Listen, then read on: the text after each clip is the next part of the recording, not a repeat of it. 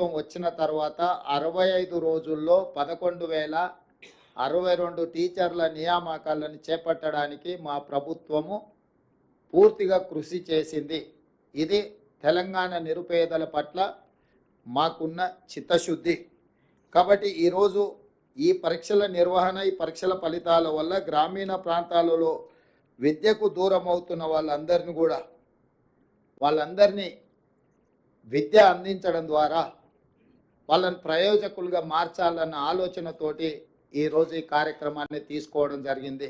నేను మళ్ళీ ఒకసారి చెప్తున్నాను, ప్రజాపాలన ఇందిరమ్మ రాజ్యం వచ్చిన తర్వాత టీచర్ల నియామకాలకు అత్యంత ప్రాధాన్యతనిచ్చి 10 నెలలు తిరిగే లోపలనే 11,062 మంది టీచర్లను నియమించడం ద్వారా తెలంగాణ పేద ప్రజలకు విద్యను అందుబాటులోకి తీసుకురావాలన్న మా ఆలోచన, మా కృషి, మా అధికారులు చేసిన నిరంతర శ్రమ ఈ సందర్భంగా మనం గుర్తించి అభినందించాలి. అదేవిధంగా మీకు అందరికీ తెలుసు, తెలంగాణ రాష్ట్ర ప్రభుత్వం ఏర్పడిన మొదటి 90 రోజుల్లోనే 30,000 ప్రభుత్వ ఉద్యోగ నియామకాలు, ఎక్కడైతే కాంగ్రెస్ పార్టీ అధికార ప్రమాణ స్వీకారం చేసిన ఎల్బీ స్టేడియంలోనే వివిధ శాఖలలో 30,000 ఉద్యోగ నియామకాల పత్రాలు అందించడం ద్వారా నిరుద్యోగ సమస్య తీవ్రమైన సమస్య, తెలంగాణ ఉద్యమానికి ప్రధాన ఇంధనంగా పనిచేసిన నిరుద్యోగ యువకులకు ఉద్యోగ అవకాశాలు ఇవ్వడం ద్వారా, ఉద్యోగ నియామక పత్రాలు అందించడం ద్వారా ఈ ప్రభుత్వం నిరుద్యోగ యువకులకు అండగా నిలబడి గ్రామీణ ప్రాంతాల పేదల కుటుంబాలను ఆదుకోవాలన్న ఆలోచనతో ముందుకు వచ్చినాము. ఇదే కాకుండా డిఎస్సి నోటిఫికేషను, టెట్ లేకపోవడం వల్ల కొంతమందికి అవకాశాలు రావట్లేదంటే టెట్ పరీక్షలు నిర్వహించిన తర్వాతనే డిఎస్సి నోటిఫికేషన్ ఇచ్చి వాళ్ళకు కూడా అవకాశాలు కల్పించడం జరిగింది.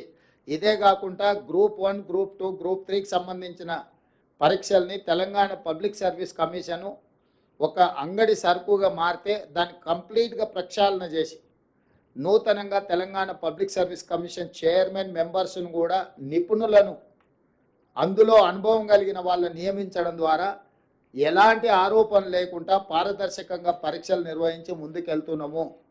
తొందరలోనే గ్రూప్ 1 ఫలితాలను కూడా ప్రకటించి వందలాది మంది తెలంగాణ పట్టభద్రులను గ్రూప్ 1 అధికారులుగా నియమించడం ద్వారా తెలంగాణ పునర్నిర్మాణంలో వాళ్ళను కూడా భాగస్వాములు చేయాలనుకుంటున్నాము.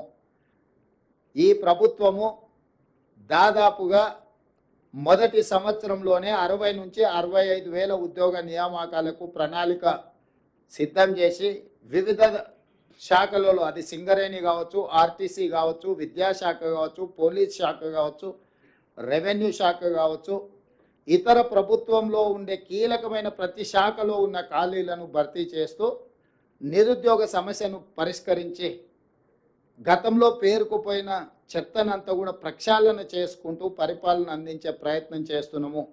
ఏది ఏమైనా ఇందులో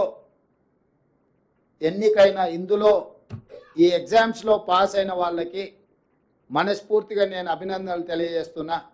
భవిష్యత్ తరాల యొక్క బాధ్యత మీ మీద ఉన్నది. టీచర్ ఉద్యోగం అనేది ఉద్యోగం కాదు, ఇది భావోద్వేగము.